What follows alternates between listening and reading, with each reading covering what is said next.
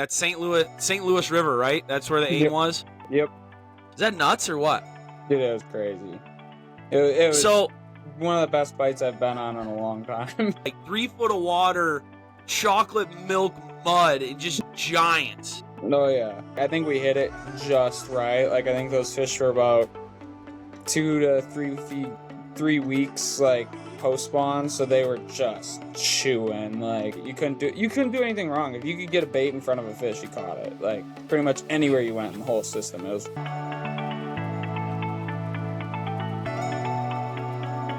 What's up, everybody, and welcome back to the Hook One Pod. Yes, we are back. We're in the studio at Hook One Bait and Tackle here in Marine City. We took a couple weeks off. Busy season was rolling, but we're finally back, and I had to bring it back.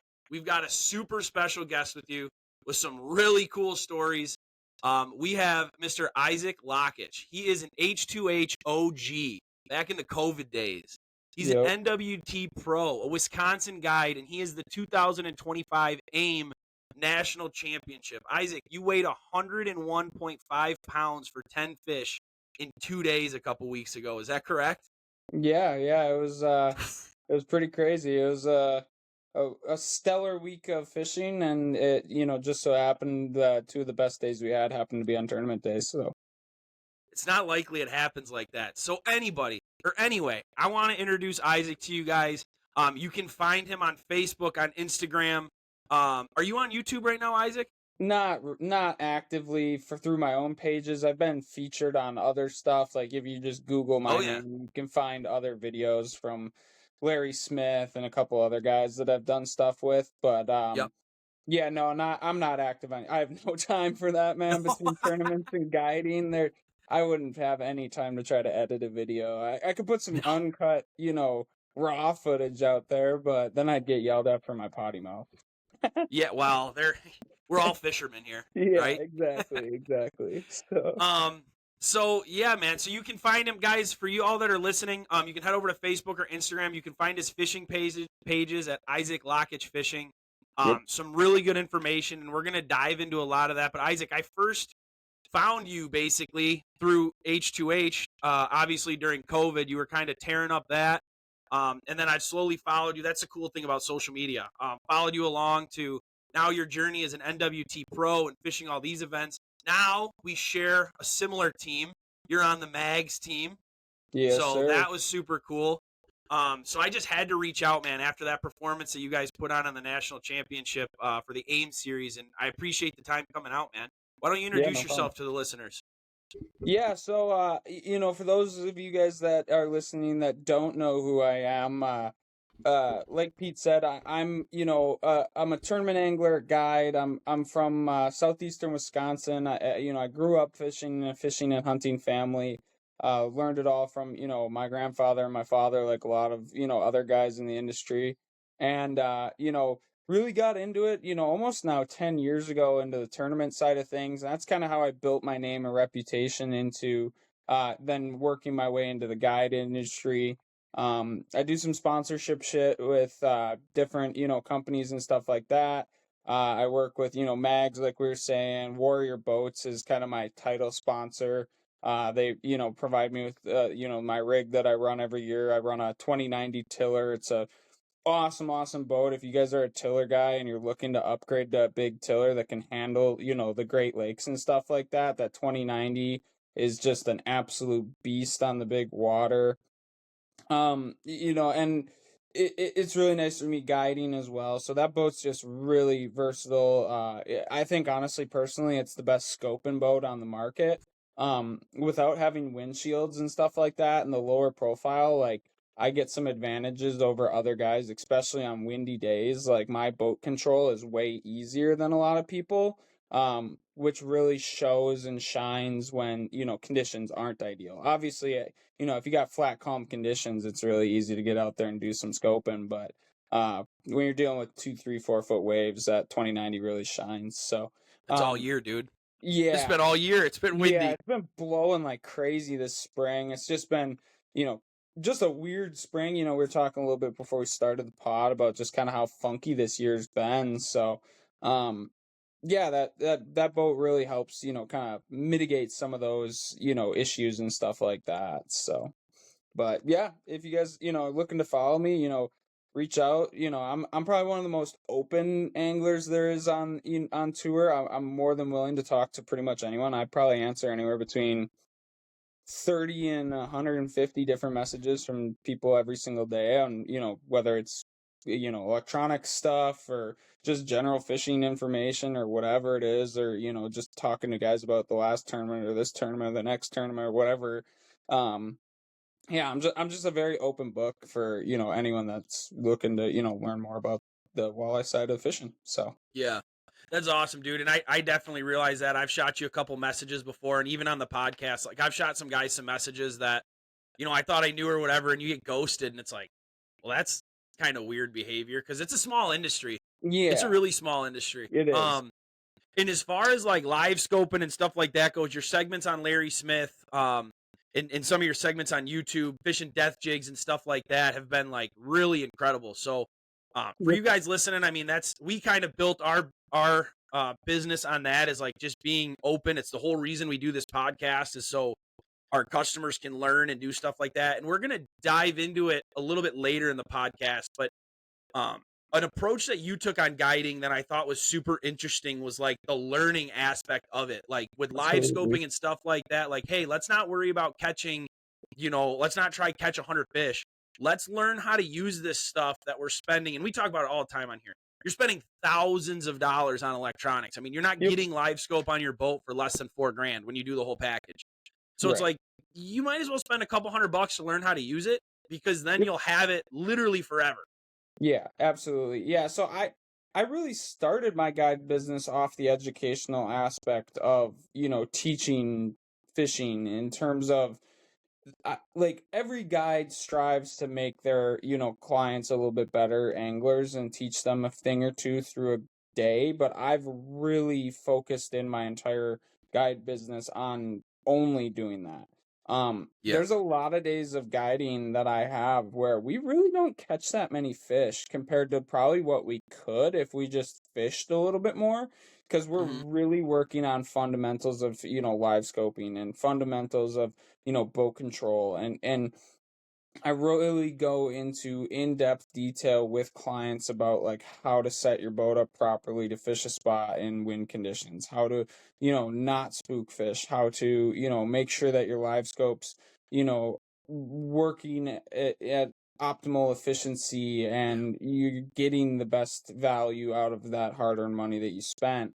And really my clientele base is, guys who have the money to invest in some of it, but then just don't have the time to get out there and learn it as quickly as they might like.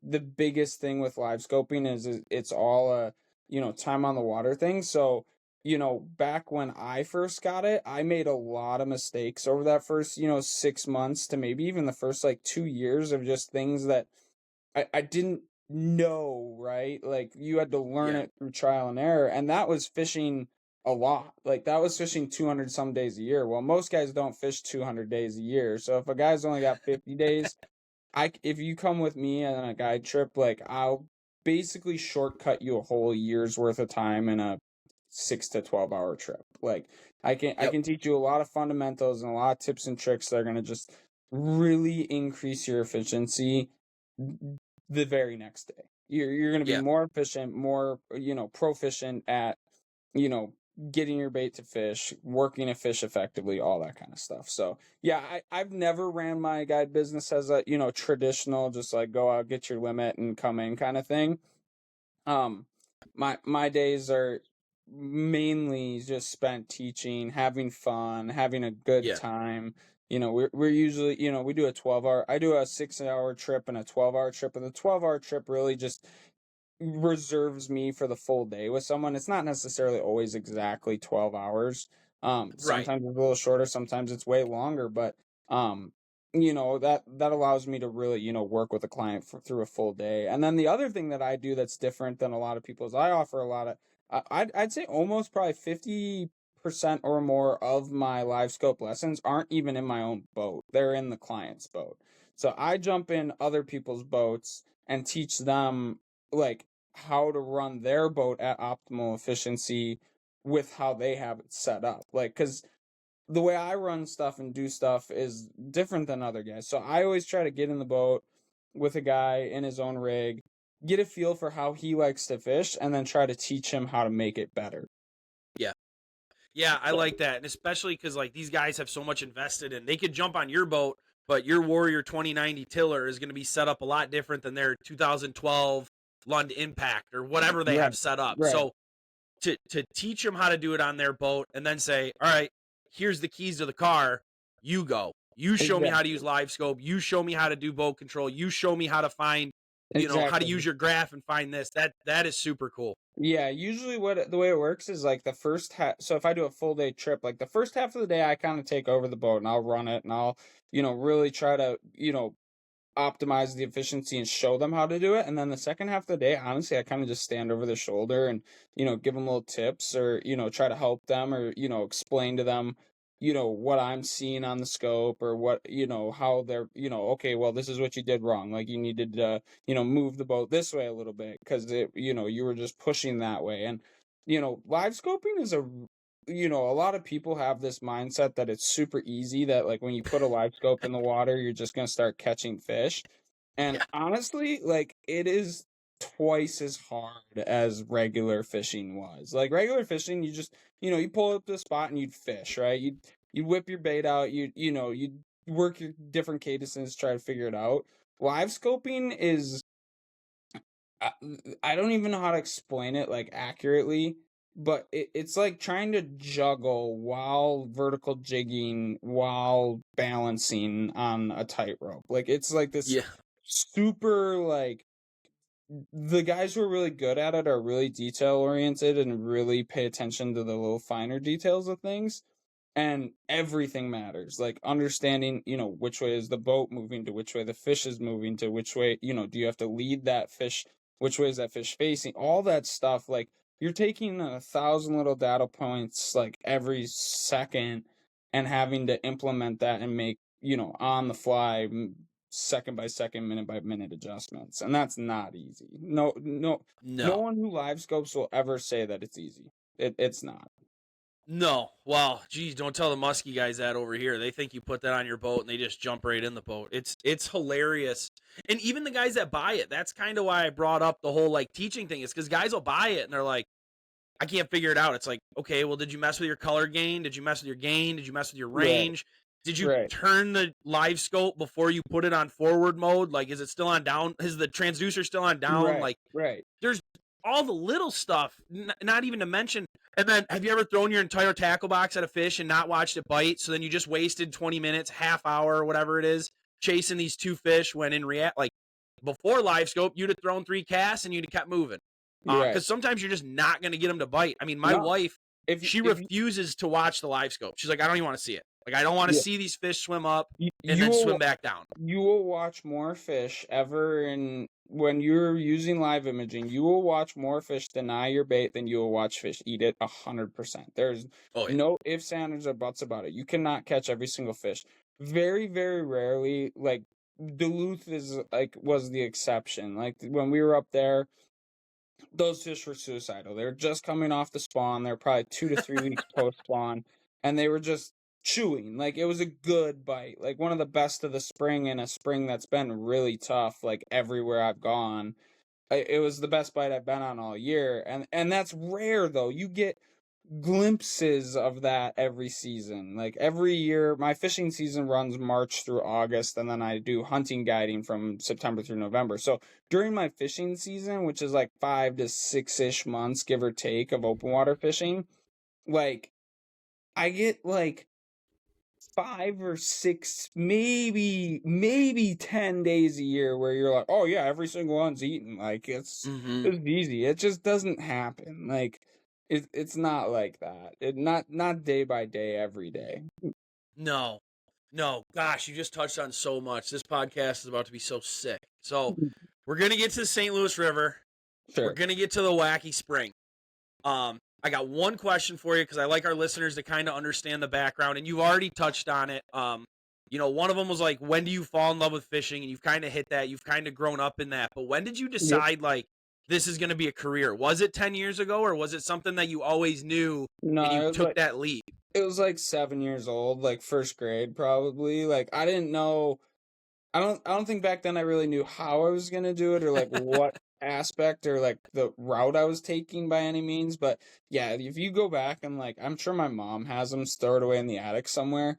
Like I used to write like you know, all of my essays on like what do you want to be when you grow up were fishing oriented. All my art projects were fish. Like Fish. everything since I was, I probably was fishing on my grandpa's dock by myself with no help from the time I was about 3 years old. Like, I literally, like, my dad got me into it super, super young, and I was instantly, hook, line, and sinker. I was addicted. So, like, obviously, like anything when you're younger, like, you go through, like, ebb and flow of, like, you're interested in it, and then you lose interest for a while because, whatever, as I went through high school and stuff, you're doing sports or whatever else. So, your time allotment to do it decreased or whatever. Right. But then, I kind of got out of high school, and that's when it really kicked up a notch when I was like 19 or so, like maybe a year out of high school. Me and, some of my buddies like started getting boats, and then we started fishing more and more and more. And then I bought a boat, and then it was like I was out fishing, every day after work and every day on the weekend and, every single possible day I could. Um, with no real goal of like making it a career. It actually kind of just like happened almost. Mm-hmm. I was working concrete and I was a flat worker, so I used to do, concrete floors, masonry, stuff like that.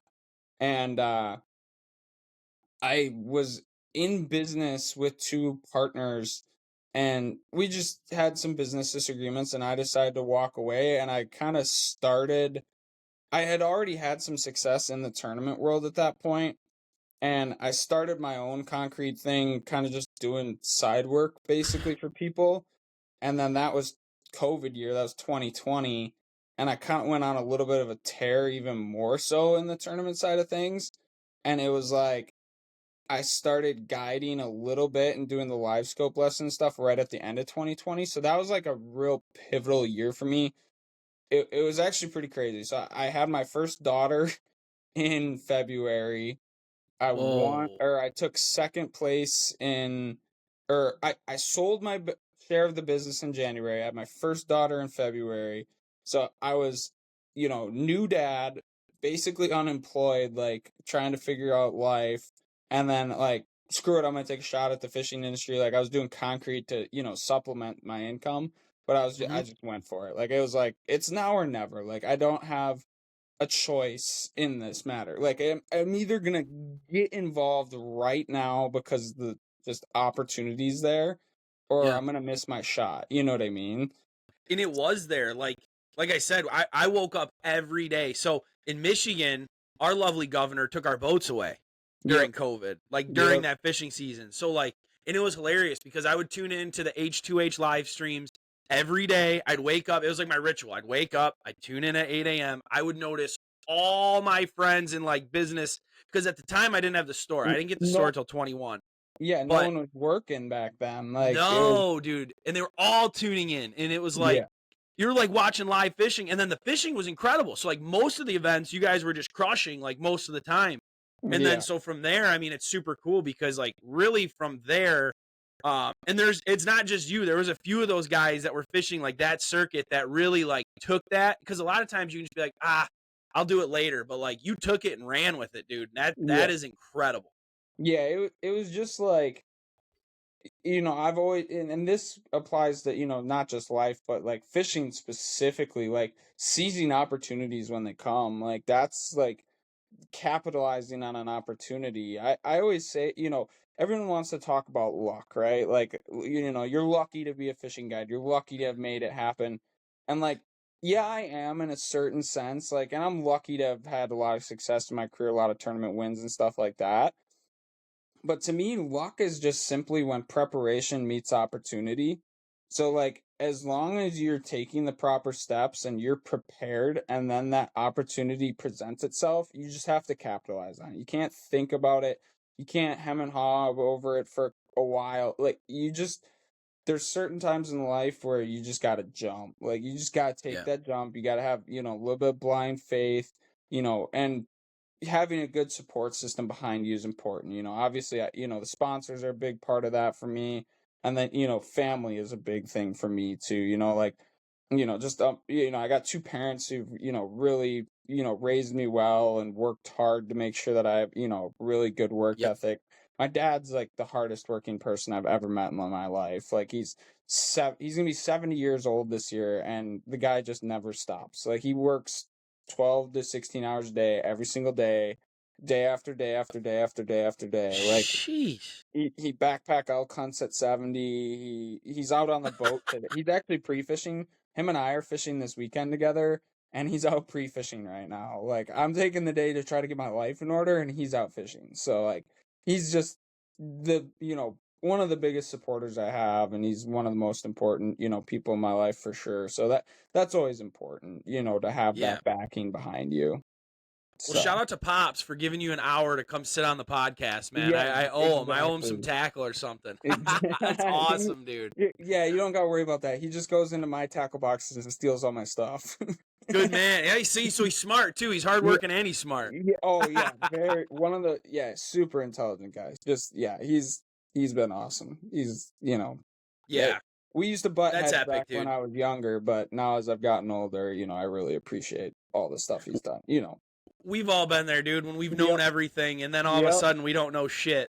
You know what I mean? That, And now, like 16 to 24 age, like yes, he's just dude. so smart Alec, dumb guy, like just the dumbest person you could be. Like Too much confidence usually. yeah, yep, oh yeah, Too much confidence. It's unstoppable. But yeah, no, man, that's a super cool story. And like you said, usually those opportunities come at the most inopportune time. So like you've got to be willing to make that jump. I mean, that's literally what our story was here with the store. Like I never thought I'd be in the bait shop industry, and COVID, I've always been in the restaurant industry. COVID flipped that upside down. My dad was 65 and he's getting ready to retire, and an opportunity come up to get the restaurant. So it's like, well, I got to do something. Well, this building came up for sale, and I'm like, well, I can paint jigs and tie crawler harnesses. So and then slowly you build it up. But no, you're spot on, dude. And it seems like you're running with it. So it's been really fun to follow along. And speaking of tournaments, let's dive into that a little bit, because you fished the AIM series, you fished the National Walleye Tour. What is the national? So guys like me, now that I'm getting more into the industry, I'm starting to see all these other walleye trails and stuff. But like for a lot of guys, the National Walleye Tour is like the pinnacle. It's the pros. What is that like compared to a lot of the other tournaments that you fish?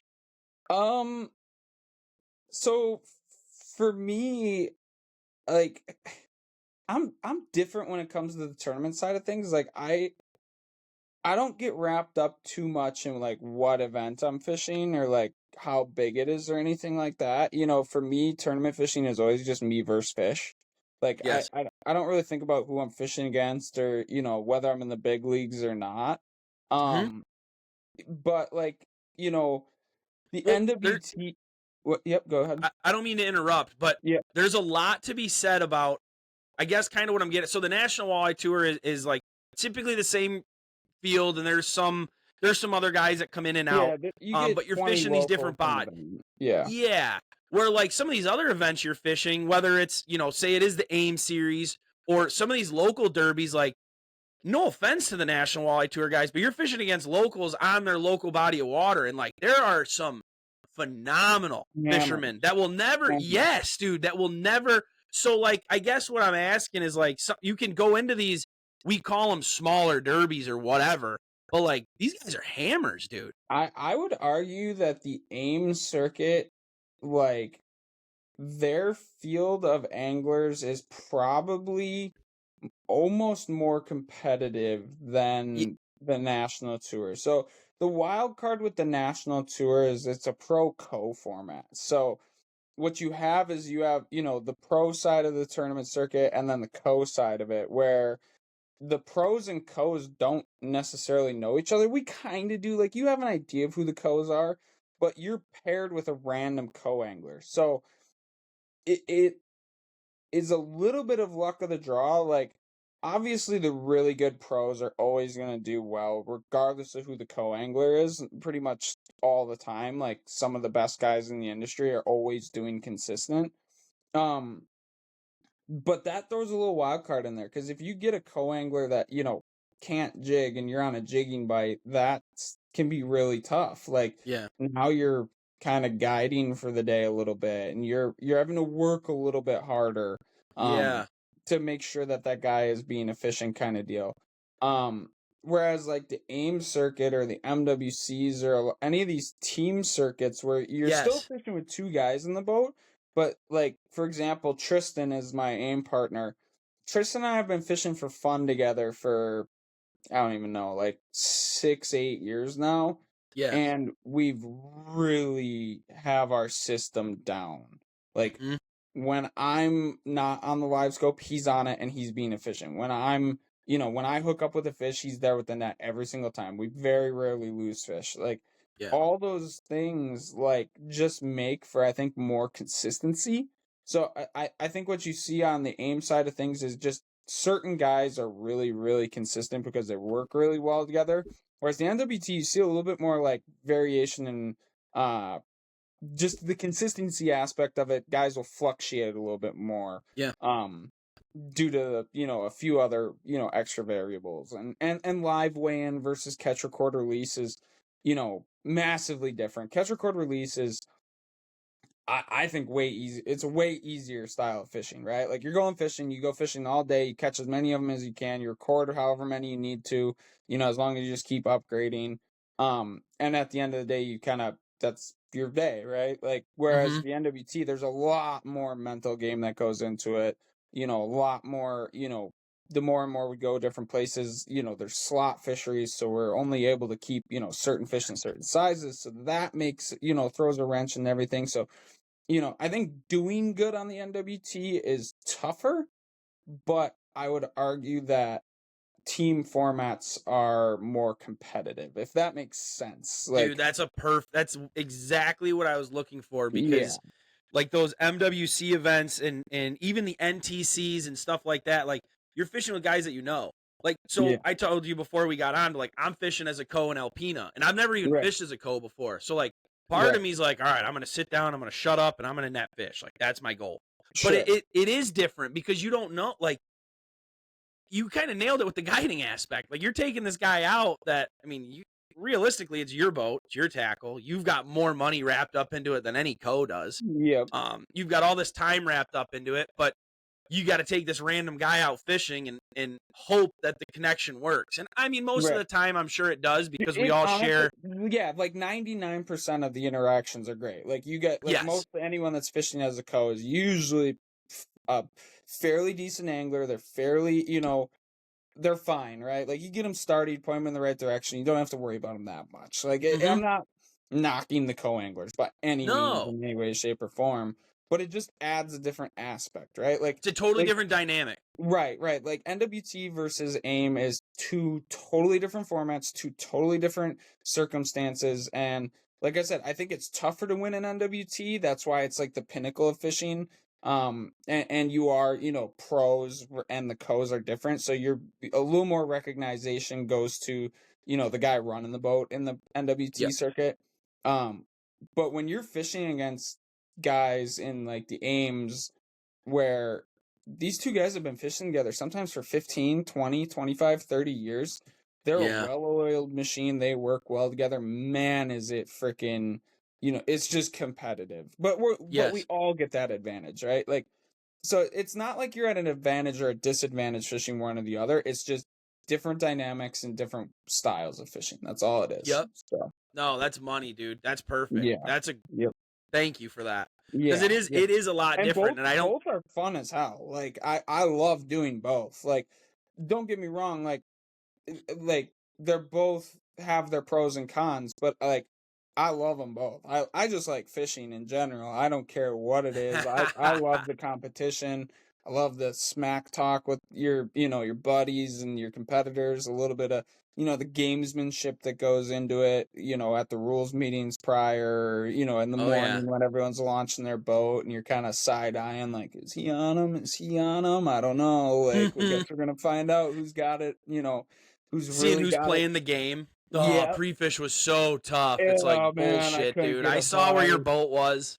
Yeah. I saw where you Yeah. were. Yeah, no, yeah, you went in on the spot that I was catching fish on, and I know what fish are there. Like, I don't mess with me. Like, I know what's going on. Like, Oh. it's fun. I love it, dude. I mean, I'm a competitive person by nature, so tournament fishing, Yeah. you take fishing, which I love, and competition, which I love, and you put them together, and it's just right up my alley. So. Well, let's dive into this AIM National Championship, dude, because when I saw the results come up on my phone, I mean, I like to think we all are, but like I'm a fishing nerd. Like I've got all the tournament, I got everything on my Facebook and Instagram and stuff like that. And Yep. then I see this come across like, Issac, Lakich, and Tristan win the AIM 101.5 pounds over 2 days for 10 fish. You guys were averaging just over 10 pounds of fish. Yep. And then I see Nitty's Instagram story where you guys are back there just, I mean, I'll let you talk about the depth of water and the color of the water and all that. But for someone like me and a lot of our listeners that are up here on the Great Lakes, we're used to fishing clean water, deep water, all that fun stuff. Break down the St. Louis fishery and how incredible it turned out to be. Yeah, so I mean, all in all, the week was just out of this world crazy. So, a little background on me. So, to kind of lead up to like kind of what happened. So, I've always gone to northern Minnesota in the end of May and beginning of June. So, I typically guide on Green Bay, but northern Minnesota is just a place that I've kind of found a home at. I go and stay at Nitty's Hunters Point. The resort there on Mille Lacs on the East Shore every year. So we had fished the lacrosse NWT. I don't even know now. It's got to be like 3 weeks ago or something. And Hunter and I got done, and we were like, well, let's just go to the resort. Like, let's just head up there now. So we got done with the lacrosse event. We celebrated with JJ and those guys, and the guys JJ had won that event at lacrosse, and we headed up to Mille Lacs, and then I'd been doing a ton of research all winter, all spring on Duluth, like getting as much intel and as much information as I possibly could, and to just give you a starting point, right? Like before you got there, like, okay, give me an idea of like what I should be looking for, what I should be kind of focused in on, and what I should maybe bypass a little bit. And it came down to it fishes really honestly like a couple different bodies of water, right? Like, so you have kind of the upriver section, which is fishing like a river, as you get like way up, to the, well, technically it's like the west of town.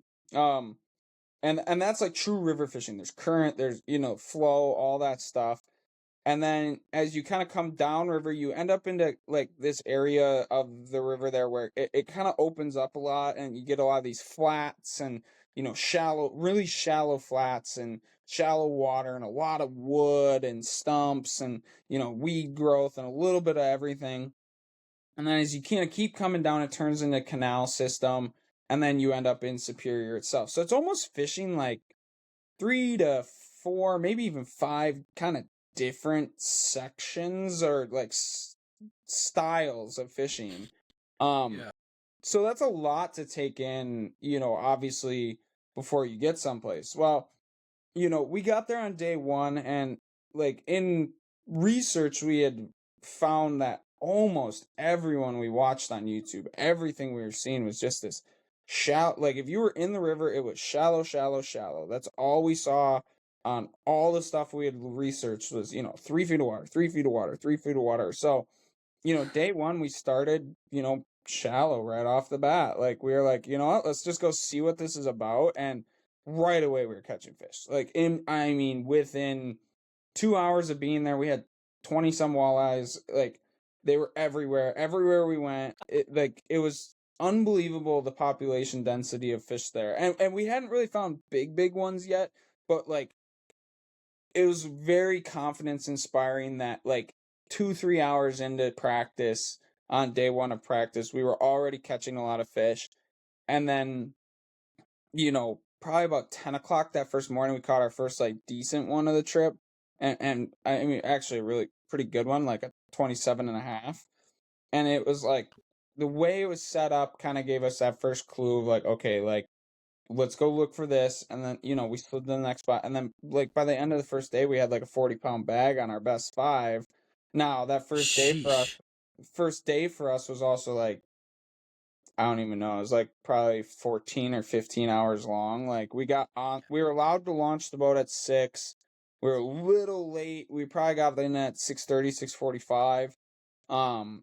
So you're fishing by like 7 o'clock in the morning, and we didn't get off the water that day until 9:45 that night because it was light out so late. Ooh, So we yeah. did, almost closing in on 15 hours on the water on day one, and really had started putting it together. Like we ended up actually covering almost the entire river and canal system that day. Not really fishing at all, but like definitely just running around, checking spots, looking at water temps, like running all over. And then day two was like supposed to be piss flat calm.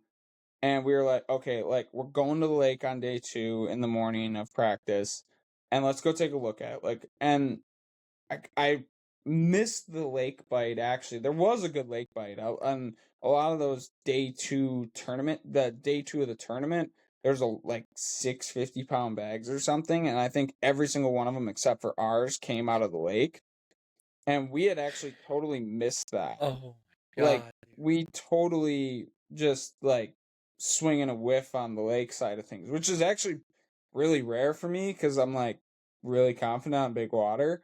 But Mhm. I kind of went and looked for a bite that I figured no one was gonna be looking for. So I was actually like free fishing like almost 60 miles away from takeoff, like Dude. hunting for something just silly kind of thing. Yeah. And by noon on day two of practice, fishing the lake that morning, like we hadn't even seen a fish. Like we were too far away. The water temps were too cold. Like it just wasn't set up right yet. I'm sure a couple weeks from now, you get into July, August, like that's probably gonna be a really good area. It looked really juicy. There was some really good looking stuff. Like it was really, really nice looking, but I think we were just too far away Okay. from the main concentration of fish. So in research, we had kind of realized, like in past tournament results, that what we could find about guys fishing the lake is it seemed like the lake was always really good 1 out of the 2 days. And so we came back to the river on Tuesday afternoon, and we pulled into a spot that we had caught two better quality fish in the day before. So a lot of the areas we were going to, we were catching a lot of fish, but they weren't really that great a size. It was a lot of 16 to 22s. And then you would just pick off a big one every now and then. And right at the end of day one of practice, we had found an area that had just some really nice quality, like 24 inches in it. And we were like, you know what, we need to go back in there again. And it kind of just lined up to work on day two where we should slide back in there and check it out to just see, like, okay, is it just 24s or are there some, 25s and 26s? Like, what are we really working with here? Well, we ran in there for about 2 hours that day and we had like close to a 50-pound bag. And we were like, oh, like, and that was like, we pitched at like 6 of them and there was like 200. And we were like, oh my god, we were gonna blow everyone out of the water in here. Like and we were the only guys in there. There was not another boat in that area. No one. Like not a person was around. And we just looked, Tristan and I looked at each other and we're just like, dude, like game on. Like this is ours to, win or lose. Like, cause we were just getting that much more dialed. So we got into day 3 of practice, which was Wednesday, and like we had dropped some waypoints on the map the night before of some other areas that we wanted to check, and like we rolled into the first spot that was like a new spot because we checked some old stuff first, and then we roll into this new spot which was kind of turned into so the spot we found on Tuesday was our A spot, and then the spot we found on Wednesday was our B spot. and we rolled in there in 20 minutes. We had a 27 and a 28, and we just picked, like, just basically left right away. Because again, we get into this area, there's not another boat around. Like, so we're, as you're formulating and planning and, going through it, part of the gamesmanship of practice now is, okay, I found a really good bite. I'm fairly confident I know kind of what the fish are doing. And now I got to be really careful that I don't telegraph that to everyone else that sees me now for the rest of the event. Because if guys start seeing me always repetitively in the exact same stuff over and over and over and over and Yeah. over again, especially, or like even the same areas a couple times, they're going to get really just clued in on what's going on. Yeah. So we kind of ran around the rest of Wednesday, and Wednesday was just another amazing day. Like, we're running all over the place, and we were dropping waypoints and just catching big fish, 27s, 28s, 29s, everywhere we went. So All casting. yeah, pitching, Casting and jigging.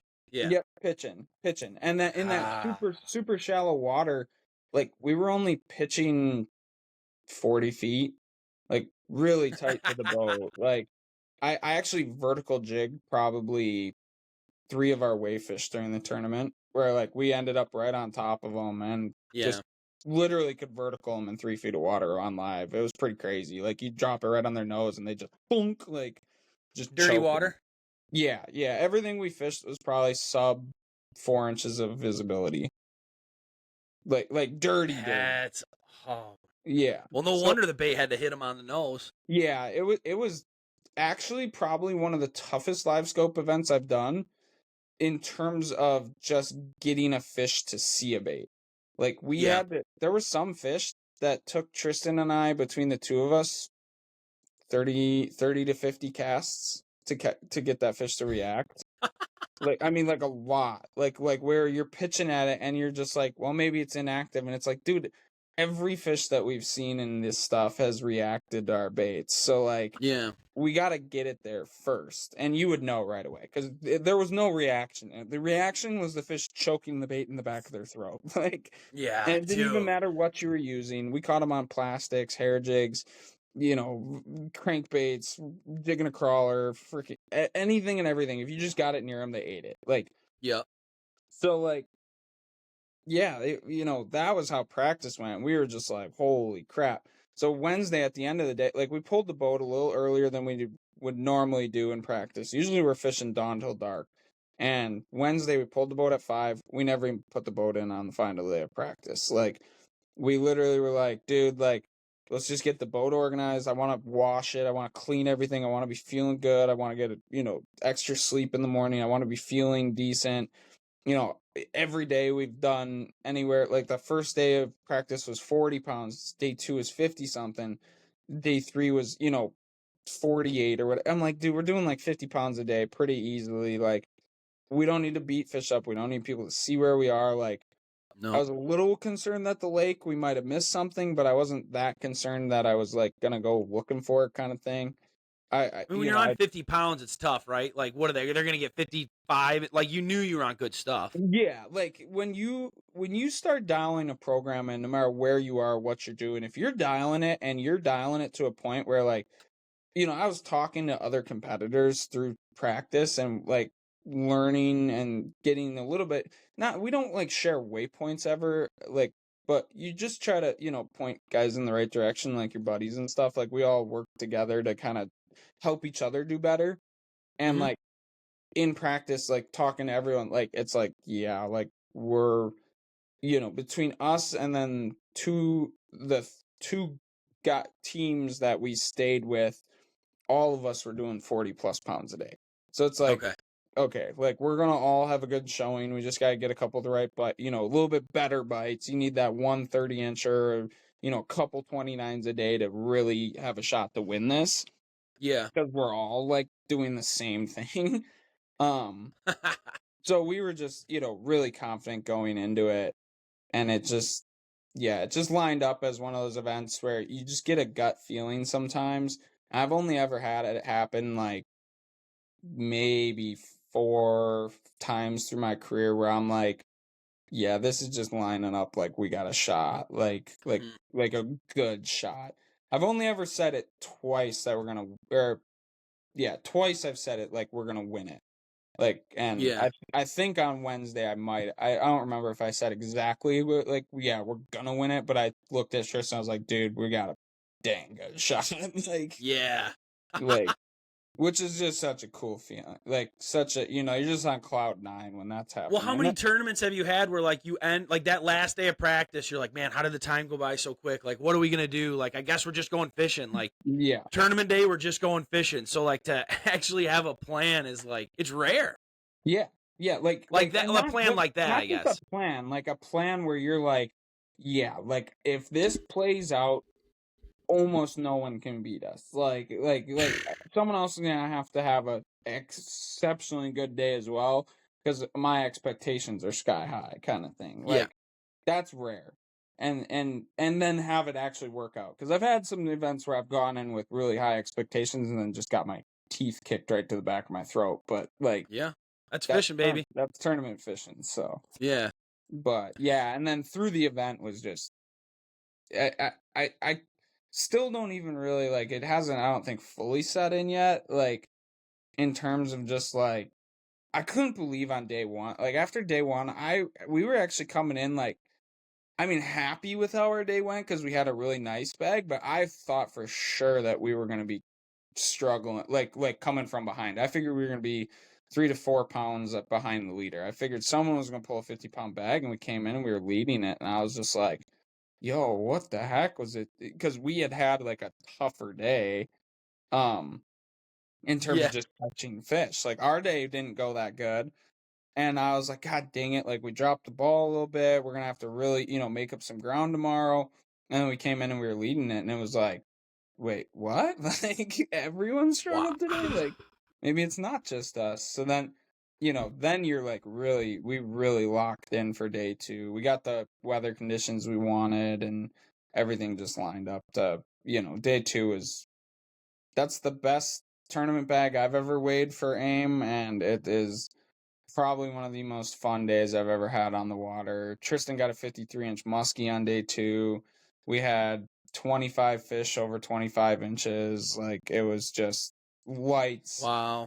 like just Yeah. went off. Like Just as a day of fishing alone, it sounds like it was top tier. And then just to yeah, add that it was day two of a tournament that was for a a big national tournament. for a Like, national championship to try to win a boat, like that it's just it doesn't happen. I mean that's probably it's top 10 best days of fishing I've ever had in my life. And I've fished a lot of really good water at prime time. Like, I've been fortunate to fish, Green Bay for I don't even know how many days I've been on that body of water at this point in my life. But, like, one of the best fisheries in the country. I get to fish it, 100+ days a year. So, to go out and have a top 10 day all time on tournament day for a national championship was just awesome. Awesome. dude, Just unbelievable. 100 pounds in 2 days is just nuts. It's just Yeah. nuts. But like that whole, like all the weights. I mean, you guys won by 10 pounds, but Yeah. or by 5. Yeah, 10 pounds. 10. Yeah, 10. 10 pounds. Dylan and Joe But like, had 91. yeah, but like all the weights were just like, oh my god, it fished so well. And then Yeah. I don't know. I mean, we get blinded. We get blinded, obviously, by our local fishery. But you look over, like that one is fairly unheard of. Like I guarantee, a majority of our listeners are like St. Louis River, but like yeah. giants. Yeah. You know what I mean? And then they just did the NWC over in Oahe, and like that's fishing incredible. Like there's just like some incredible fisheries going on right now. But to weigh 101 pounds in 2 days on that river is that's just crazy, bro. Yeah. It's Yeah. crazy. And then so we missed that lake bite. So then, like we were talking earlier, like Hunter and I went back up there on Tuesday after that event and just went wailed on them again. Like we went up into the shallow water first in the morning and, pounded on them. And then a split second we got done with that, we went out to the lake and then figured the lake out and pounded on them. Like we had another, like, aim weight. It was like 50-pound day. Like we had that day on Tuesday. We had 230s, 29, 28s, Yeah. bunch of 26s and 27s. Like the fishery's just on fire. I really hope that, people who I'm sure it's going to get more popularity and more people going there now because of this event. I just really hope that, people take into consideration the conservation aspect of it, make sure that, we put all those really big fish back, because up there, Yeah. those are old fish. You can just Yeah. tell looking at them. They're all battle scarred up. They're Yeah. ancient. They got that, a lot of them, like, they'll get like almost like a curvature on their noses, where like they almost get like that alligator nose where it kind of like curves up a little bit, and when that's Yeah. happening, that's actually those fish getting even older. Like, I know on Green Bay, like, our fish are unbelievably old, and a lot of listeners probably don't know this, but like northern Green Bay fish, like up by Marinette and north, those fish are upwards of 25 years old at 30 inches. Whoa. Yeah. Super See, old. and that's, dude. Your guys' fishery on St. Clair and Erie is a totally different growth system Oh, than what we deal with. Like, yeah. you guys get, cyclical cycles that, your life cycle on a big walleye in Erie is like 12 to 15 years. Like a 15-year-old fish on Erie is like a really old fish. Yeah. Whereas like here in Wisconsin, like our 24 inchers are 12 years old. Yeah, it's crazy, dude. And I think a lot of us take it for granted that are over here. Is like, one, we take it for granted, but we also have like super generous limits, no slot Yep. limits, Yep. open 365. We don't have closed seasons. Like, Right. dude, we are so lucky to be where we're at, but it makes it even more important to be like a responsible angler. So like, someone for me, I'm lucky enough to be on the water. I fish all the time. Rarely do I come in with my 6 fish to like keep. Right. Like, if me and the wife want walleye, I'll come in with like 3. But Right. rarely am I like keeping fish. But we have guys, dude, they fish every day and they keep their 6 fish and they're taking 2-3 guys out, and it's 18 fish a day. And it's, Lake Erie, you see it all the time. Detroit River. I mean, I'm seeing in it. Our charter captain's got to make a living, but like, you'll see these captains, they'll go like 3-4 boat trips, dude, and there's 70 walleye on the fillet table, and it's like, how much of these are we really gonna eat? Like, I get it, the client wants to take them home, but And like, I understand it on Erie, because like the population in Erie oh is yeah, insane. Like, you're talking about 100 million walleye plus yes, population. These yes, other fisheries that we go to just don't have that population. Like, Duluth's population is really good, but if you put 100 boats out there every single day for a spring when the bite was as good as like what we saw, you could really yeah, damage that system quick. Like, yeah. And for people us, who, it's like a blink. You yeah, know what I mean? Like, for us, people. it's nothing. Oh, I'm sorry. Go ahead. No, yeah, I was just gonna say, like, people who think that human beings can't alter an ecosystem obviously have never seen a subdivision go up in a year. Like, if we can change the landscape of entire mountainsides and farm fields turn into subdivisions, and you still have the opinion that we can't affect the fisheries because they're too big, or there's no way the pressure can change it, like, I fundamentally disagree with that. Like, it just Yeah. it just doesn't make sense. And there's No. systems that can handle it. There are systems that just do handle the pressure. Like, here in Wisconsin, our Winnebago system handles a unbelievable quantity of pressure. It's open 365. Now it's 3 fish per person, but there's no size limit. It's gets hammered 365 days a year, and it still just pumps out fish like crazy. Now, they're not Yep. the biggest fish in the world, but like, it pumps out fish like crazy. Like, Yeah. I mean, and you're catching them. yeah, like, there's plenty of fish there. So obviously, like, a system like that does replenish itself and does show that it can handle it, but other systems, especially the smaller and smaller you get, the less pressure they can handle. Like, Yeah. And where we're situated, like in between Lake Erie and Saginaw Bay, you we can guys handle have, the pressure. yeah, Like, Saginaw Bay, guys dude, have, ate a person 13 inches or bigger. yeah, Like, they're giving them away. They're like, get them out. yeah. You guys have fish from literally Alpena all the way to Pennsylvania, New York. Like, Yeah. you can go and catch like a good limit, not just like okay, like, let's go catch some walleye. No, you guys have thousands and millions. Millions. Actually, it's probably trillions of gallons of water, the fish that have walleyes in it. Like, Yes. unfathomable quantities. You guys are in one of the best, like, walleye areas in the entire country. It's not even close. Like, you guys have Right. the biggest, best walleye fisheries all within.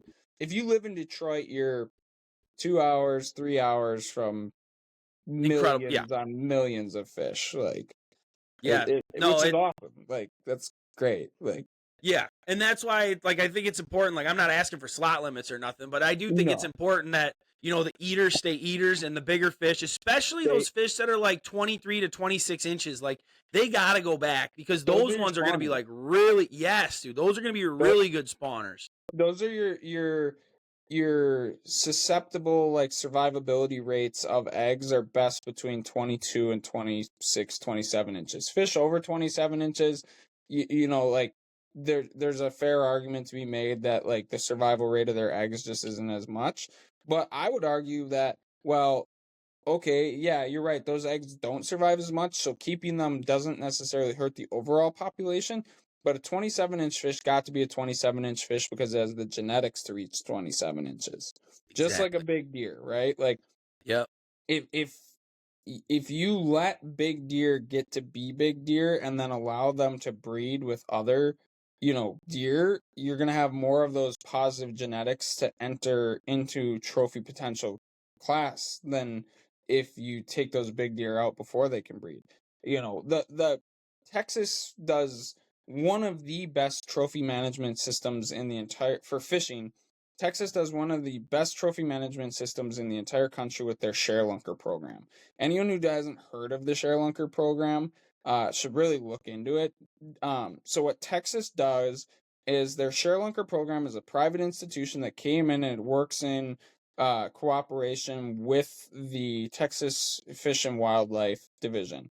And if you catch a 13 plus pound largemouth bass in Texas, you can call the share lunker program. They automatically send a truck that has a tank on the back out to your location. They will pick that fish up from you alive. They take it back to their fish hatcheries, and they only breed 13 pounders with the offspring of other 13 pounders.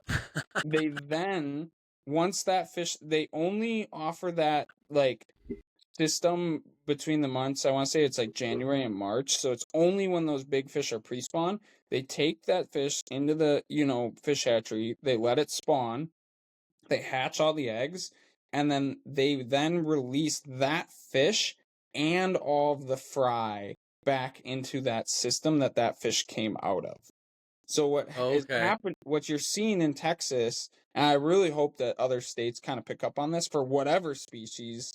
And bass, I think, are a little easier to do with. They're just more hardy. They can handle Yeah. that live well abuse, whereas walleyes kind of suck in a live well. Yeah. But you're seeing now, like, the state record is literally probably going to get broken within the next 3 to 5 years.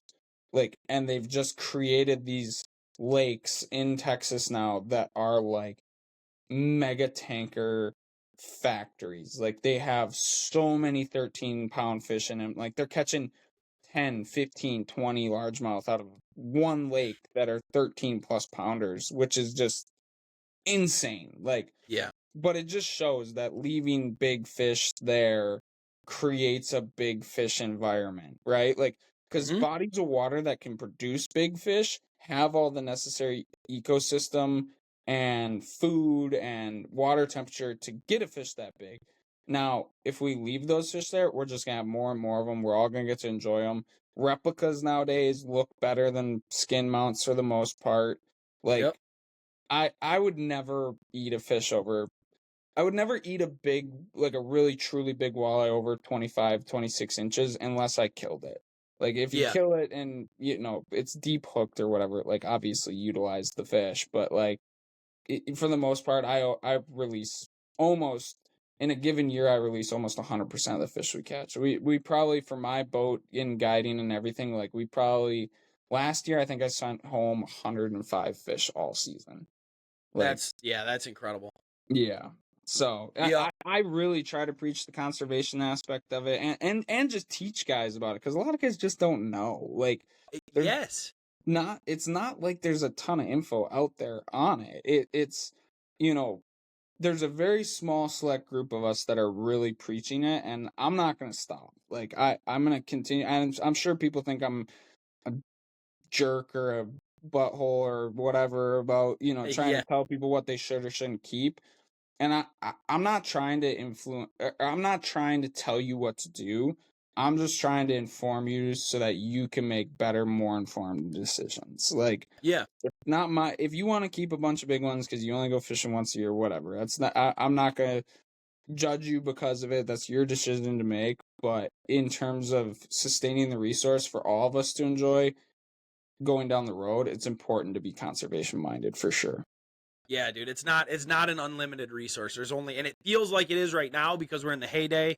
A Yeah, lot of people forget what it was like, shit, pre 2010 when you'd show up to the boat launch, you'd feel like a king if you had your six. And right, now you go out there and you can catch your six in one drift, and it's like we're in the right, heyday. Let's try and keep it that way. And obviously, right, I have a vested interest in keeping the population the way it is, so right. guys keep fishing. So do I. Um, Like, I mean, I want more and more people involved in the industry, right? The thing that's best yeah, for me as a guide, that's best for me as a tournament angler is just angler involvement across the board, right? The more yep, people involved in the fishing industry, the more sponsor dollars they get put into fishing, the more money that goes towards conservation, the more that goes towards habitat restoration. Like all that stuff is important yeah. for, maintaining and preserving the unbelievably awesome natural resources that we are so fortunate here. We're so lucky. Wisconsin, Minnesota, and Michigan, like we are Oh, the heart and core of the walleye belt. Like, and if we can get on board with the right, conservation tactics, then everyone around us is going to just follow suit. Like, yeah, and it's important. I really don't want to get into the weeds or too deep down the rabbit hole, but it is really important, like the conservation aspect and the habitat management, because the state, local, and federal governments don't necessarily care about what the walleye or our fish are doing. right, And we see it with like chemical spills up the river, and they're letting shit go in the water, or building bridges in certain spots, or putting in certain like, hey, you guys right, are really like trashing you know what I mean? But it's like yeah, it's us that needs to keep track of that, because those guys, they don't even think about it. They don't even understand the world that we're in. So the more people right, that get to do it, the more people that get to enjoy it, the more the word spreads. And you're spot on. You're yeah. absolutely spot on. Yeah, so it's important. It's an important part of just all of us as hunters, as outdoors. I'll just use outdoorsmen, right? Whether you're hunting or fishing, like your number one responsibility is to make sure that you are respecting the resource. That is like in day in and day out. Like when I'm fishing, that's like at the end of the day all I care about. I don't want to abuse something. I don't want to abuse something for my own personal gain. I don't want to abuse it for, industry gain, none of that. Like I want to respect the resource so that, future generations, my kids, my grandkids someday, God willing and whatever, like all of that, like I want it to be here forever for everyone to enjoy. Whether you're Yep. just going out to use it pleasure boating or you're targeting fish like I do. Like I want everyone to enjoy the natural resources that we have in, this country. That's one of the best parts of, America nowadays is just the ability to enjoy all of the Yeah. public resources that we have, because a lot of places in the world they don't have the opportunities that we do. We are No. so spoiled here, it's unbelievable. Like, Yeah.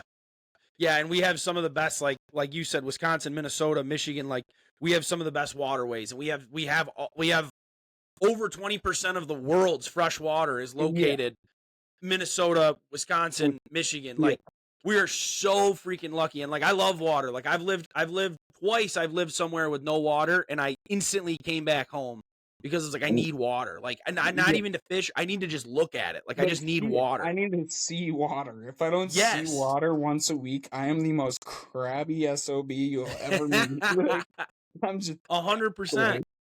like, I gotta A go look hundred at a percent. creek, or I gotta go stare at a puddle, like something. Like, Anything.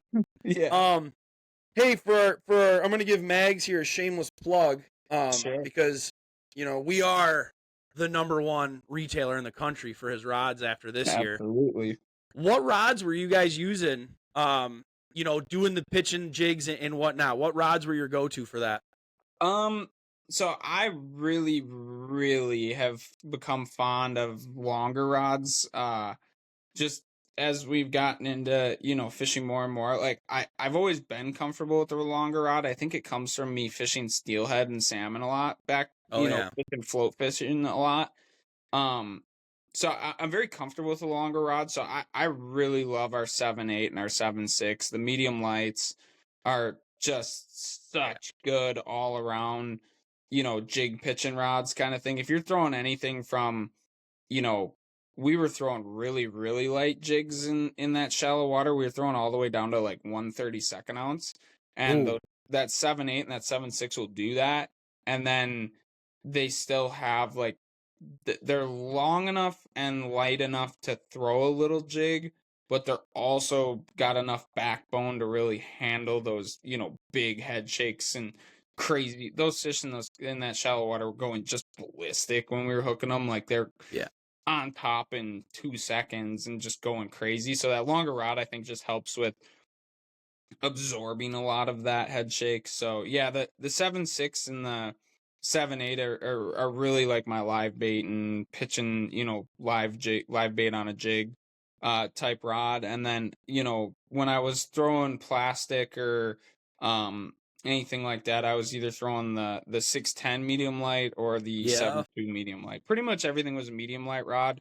And then I just kind of catered the rod towards like what I was doing kind of thing for that, particular area or stuff like that. So Yeah, I've really fallen in love. That 7'6" medium mod, I've really fallen in love with, especially like in a situation where we get into where like those fish, you end up getting them vertical and they're under the boat. yeah, That moderate action gives it a lot to it. And then obviously the 7'2" medium light's been good, but that's that's just cool such to a hear. workhorse rod. Like that's Yeah. like that 7.2 medium light is just the workhorse. That's like you can do anything with that rod. If someone had to just pick Yeah. one Mags custom rod to purchase, I would say that 7.2 medium light extra fast is the rod to have. Like you can do anything from pitching jigs and plastics to pitching live bait to you can slip bobber on it if you absolutely wanted to. Mm-hmm. You can throw, rip and wraps on it. You can throw smaller jig wraps. I wouldn't throw a size 9 on that. That's a little bit much, but you could throw a size Yeah. 7 on it if you had to. It is just a workhorse. It is the backbone of my arsenal for sure. And now as I've gotten, more and more and more, every time Pat releases a new rod, I'm messaging him within about 5 seconds asking Yeah. for it. Yeah. It's a great company. The rods are super, super sensitive. Pat does a really good job of, helping people out with warranty issues and stuff like that. He's, located in Upper Michigan. So, it's located to the Midwest. It's just Yeah. such a good company to work with, such a, great group of guys. And Well, and that's the it's thing, like, for awesome. us, he's Michigan made. So, like, our Yeah. customers love it. Like, he's Michigan made, Yeah. made up in the UP. But the funny thing is, he's only 3 hours from Green Bay. So, like, he's Right. literally closer to that fishery than he is here. Yep. But with his vertical jigging rods, like the 6.2, and then I finally got him to make a 5'10", a sub 6 foot rod. Yep. That really took off. But then this year, for the bang for your buck that you get, like there's a lot of rods up there that are $300+, and I don't think like even his 7.8, you're right around that like 250. Yeah, it's So something like that. I think it's well, I don't even know what they retail for because I'm always helping him at the shows and stuff. So like, yeah, I know like if you find him at one of the shows, like you can get him for like $200. Like the get him at the the show's the best place because I'm like, dude, you got to quit doing that because we share a booth in Novi. We split yeah, a big booth in Novi where he does the rods, I do the tackle, and then I always go over to Grand Rapids on the west side of the state with him. sure. And he's like, "What do you think we do for these deals?" And I'm like, "You do whatever you want. It's your company." But I'm just telling you, you could probably sell them for more. But it's Yeah, why oh yeah, customers love them, dude. Like it is really cool, and to have a I don't know, someone like caters to like that business is yeah, and like to their customers like that is good to have. yeah. And And it's the same reason why you're with your other sponsors. Like I know the Right. guys over at Warrior Boats are super freaking cool. They're super down to earth. It's a Oh, big company. They sell a lot, but they're just people at the end of the day. the thing with Warriors, it is a fairly good sized boat manufacturer, but it's not super huge. It's not a Nitro, Right. it's not a Ranger, it's not any of the really big companies. The nice thing about Warriors is if you have an issue, you're 2 phone calls away from talking to the owner of the company. Like Yep. you got a big issue, like something that's like seriously went wrong, it's gonna be taken care of. They're gonna make it right. They do good by, all of everyone.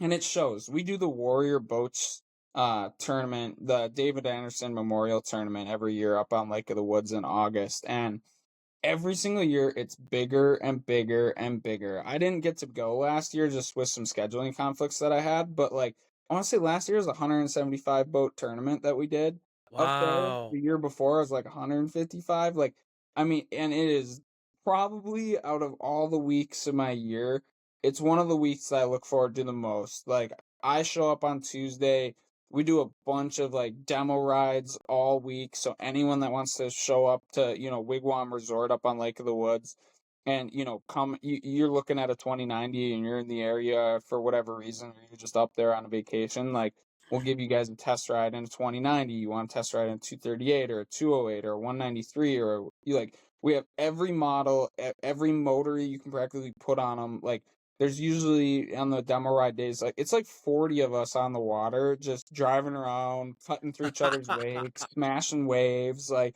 it's a blast. Like it's so Yeah. much fun, such a fun week. Like with just people, like this is my 5th year running Warrior, and um, they're just such a good core group of guys. Like, obviously, we all have issues with each other individually, like here and there, whatever. But for the most part, like, Yeah. such a good group of people to work with. You really like when they talk about the Warrior family. When you get a boat with Warrior and get around those guys, like you really start to understand what that really means. Like it's a very hardcore, dedicated, passionate group of individuals who really like fishing, who, you know, Yep. work to uplift each other and help each other as much as we can. So, Yeah. That's awesome, dude. yeah. That's incredible. Well, I told you it was going to happen. We're already over an hour. I don't want to Oh, keep you too long, man, because I know you got a lot going on. I yeah. do have 2 more questions for you. One of them No problem. is, what's coming up, man? What's coming up tournament-wise? What's coming up? Like, what do you got coming up that you're looking forward to here in the future? Yeah, it's gonna be a oh, my bird just went flying shut. The wind must have just kicked or something outside, but uh, that scared me, spooked me for a second. I was like, what the heck? It's windy. Surprise, surprise. Yeah, in my house. My window is Well, open. that's fair. My window is open. But no, in terms of stuff coming up, biggest tournament of the year field wise is this weekend. So I always fish the Father's Day event with Battle on Bago. It's a 365 boat field.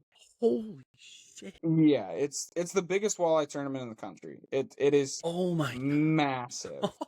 Massive field, super competitive. It is unbelievably competitive field of anglers. A lot of really good local sticks.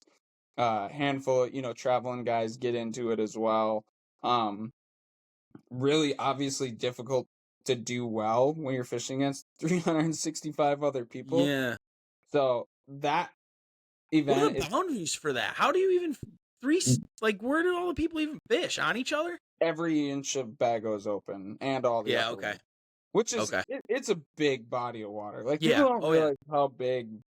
Like Winnebago is massive. It's big. I mean, when you include the upper lakes, like yeah, you do get congested areas. Some of the best, most popular spots that are always consistently pumping out good bags are gonna get just busy. They are. Mhm. You're gonna be doing some combat fishing, especially if you're fishing any of the river in Oshkosh. Like that zone is just chaos on tournament days. Yeah. But that is honestly the event that I kind of look forward to it almost the most because I really want to win it. It's where I really honestly got hooked on the tournament side of things. that was like, I want to say the second walleye tournament I ever fished in my life was this. My buddy's like, "Hey, you want to fish this battle on Bago thing?" I was like, "Yeah, sure, I'll try it." And then we show up like these two 19-year-old kids, and no clue that I had no idea going into it. It was 300. At that time, it was like 350 boats, but like I had no clue that's how many boats were in this thing. And I show up to this rules meeting, and I'm looking around at this like giant, vendor tent with all these, food options, and there's just people packed into. It happens in Menominee Park in Oshkosh, and people are just shoulder to shoulder. There's like at the rules meeting, there was 1,000 people there. Yeah, I was gonna say probably Like, 1,000 it for was sure. crazy. Like, it was like, oh my god, this is insane. So I just, got addicted to it. So I'm really looking forward to this weekend. It's gonna be a fun event. And then from there, I got a little bit of a break, which is nice. I need a little breather. I got to get some stuff in order. Got to get some, stuff fixed on the boat. Some just, minor maintenance stuff. I got to do an oil change, all that kind of thing. And Yep. then once that's kind of all done, then it kind of, we settle right back into the tournament grind. Right after 4th of July, I leave the morning of the 5th for Alpena. I'm gonna come up by you guys. Come on over. We're gonna have ourselves a blast on Lake Huron. Go see if we can dial that in. I'm pretty excited for that. And from there, I got a couple events on Winnebago. I got a couple events on Green Bay through the end of July. And then we go to Dunkirk, New York for Yeah.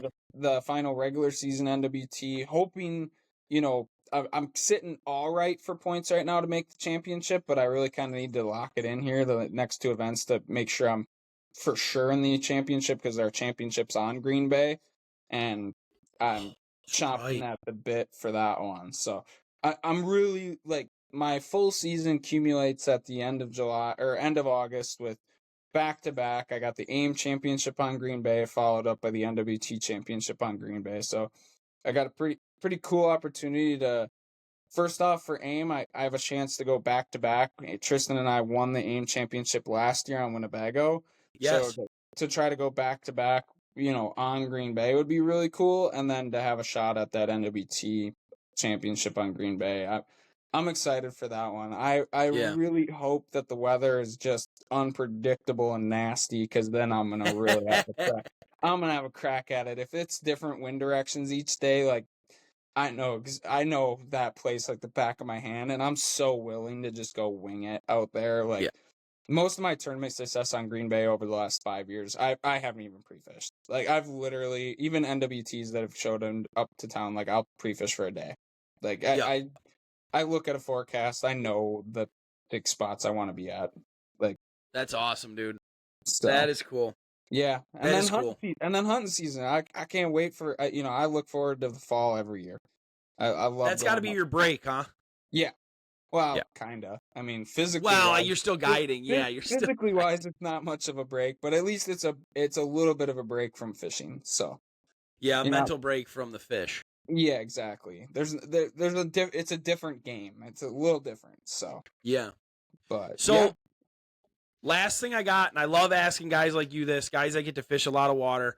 For our listeners, and it doesn't have to be, anything crazy, but like, what type of advice would you give to these guys if they want to go fish a new body of water, whether it's something like an inland lake or just someplace they've never been before? Like, how do you start that process to, like, just start catching fish?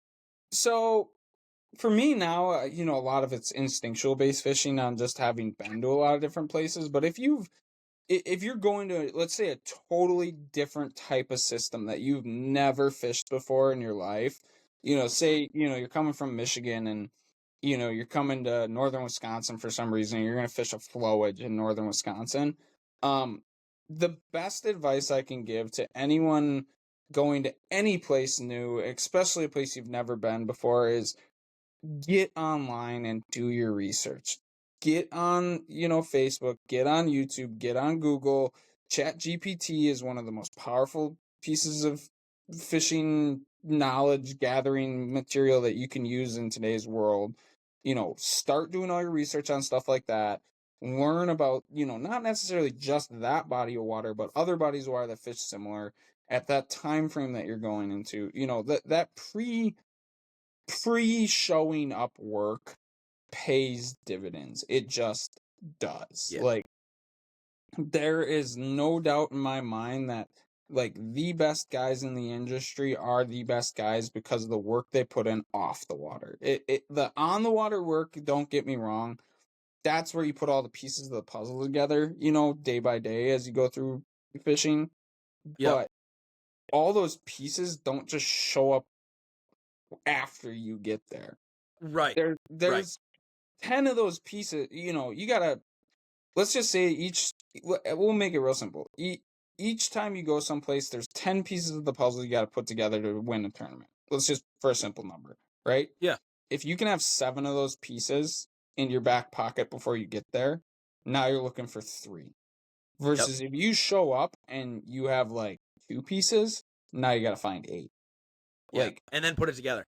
Yeah, right. Like, Yeah. if you, the more info you have leading up to an event, the better it is. It's just the way it is. That's just how it fishes. That's how fishing is nowadays. And, you hear it all the time. Like, a lot of the older generation is, I think a little annoyed with the younger generation right now because especially on the tournament circuits, a lot of younger guys are doing really, really well. Yes. You hear all the arguments online of without live scope, these younger generation anglers wouldn't be as good. And I would fundamentally disagree. I think that the biggest change and the biggest progression in fishing over the last 5 to 10 years has just been the access to information everywhere. You can go online and research a body of water that you've never been to for a couple hours an evening for 3-4 evenings before you get there, and you are going to be light years ahead of a guy that doesn't do anything. Yeah. And I mean that's important because these older guys, like, no offense to them, but like we always talk about how important time on the water is. Well, you literally have 25 years on me, 20 years on me. Like, yeah, I can't make up 20 years, but I can do my research. right. I can do my following up, so it levels the playing field, if not gives us the advantage. Way quicker. Way quicker. Like, the learning curve in fishing nowadays is just faster. It just is. If you make it. Yeah. If you make it easier on yourself. Right, exactly. Yeah. Like Duluth, when we went to Duluth, that's the first time I've ever been to that body of water. I've never been there before we went up there 2 weeks ago. Like, wow. I didn't win it because I just stumbled into something fishing. Like, we knew what we were kind of looking for. We had an idea, and we knew that from our I don't even want to call it pre-fish. That sounds dumb. We did our homework. Your pre-preparation. Yeah. We did our 100%. Homework. We studied, right? Like, we invested the time in the off season to learn about that body of water as much as we possibly could. Tristan came over this past winter. We sat on my couch eating pizza and drinking beer till like, I don't even know. It was like 6-7 hours of us just like, we had my computer going and I was like researching stuff on the computer while YouTube was running in the background while he's on his phone, and we're bouncing ideas, and I got my phone up while we're doing all that, and we're like detail oriented, like studying every video and everything that we could. And we actually, like, we went into it with probably 6 to 10 different waypoints, like, that I dropped in my phone of like, you could tell, like, just from backgrounds and stuff, like, where guys were. And we were, like, Google Mapsing how, like, the landmarks and trying to figure out, like, triangulating and doing, like, the sun shadow, like, trigonometry. Not really, but, like, you know what I mean? Like, sleuthing. Hardcore sleuthing. Like, okay, I want to win this tournament. I'm gonna, I'm breaking out my best Sherlock Holmes fishing impression that I can get. Hell yeah. Like, every detail matters. Like, that's awesome. That's what separates good and great anglers. Good anglers are, hell of good stick. They've got the fishing knowledge, they've got the experience, but they just might slack a little bit on the homework side of things. Great anglers, they're not slacking anywhere. They're making great decisions all the time. And I'm still striving to get better at that. Like, there's still just tournaments where I don't put the effort in, and it shows. I end up in 80th place, like, and then I can almost guarantee you, if you look back at my career, the events that I've won and stuff like that, when I've won events, I've done my due diligence to, put myself in that position. It's not it's not happenstance. You know what I mean? 100%. It doesn't just happen. You're right. No, dude, I absolutely love that. I love that so much, and I can't thank you enough. Well, probably maybe when the fishing's all done, or maybe one time over the winter, I'll get you back on. I've got Absolutely so many more questions for you, but yeah. we've been sitting here now. You and I have been sitting here for almost 2 hours now, and I know Yep. you've got a lot going on, and you got a weekend Father's Day tournament with your pops this weekend. Oh, Best yeah. of luck to you guys. Appreciate it. For our listeners, you guys, if you're looking to get this information, if you're looking to hear anything that he talked about, please, Facebook, Instagram, Issac Lakich Fishing. He said it earlier. He's an open book. Check his stuff out. Yeah. It's really good content.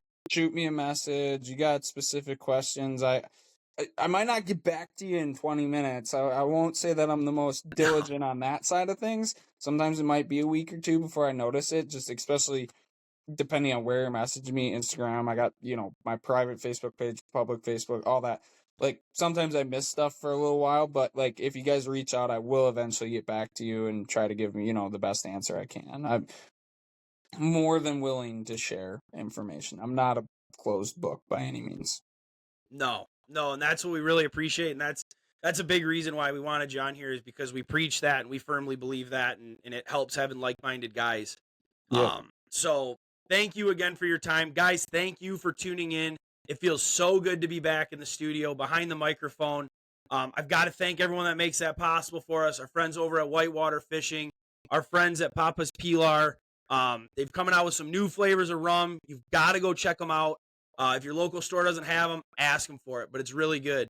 The crew over at Cortland Line and Great Lakes Anglers Co. with their coffee and everything has been awesome to us. So to those guys, thank you. To Issac, thank you. And to you guys listening, thank you. Issac, hang on just 1 second when I stop this, so we can make sure this all uploads for these guys. And guys, we say it every week, but we'll see you next week on the Hook One Pod. Adios.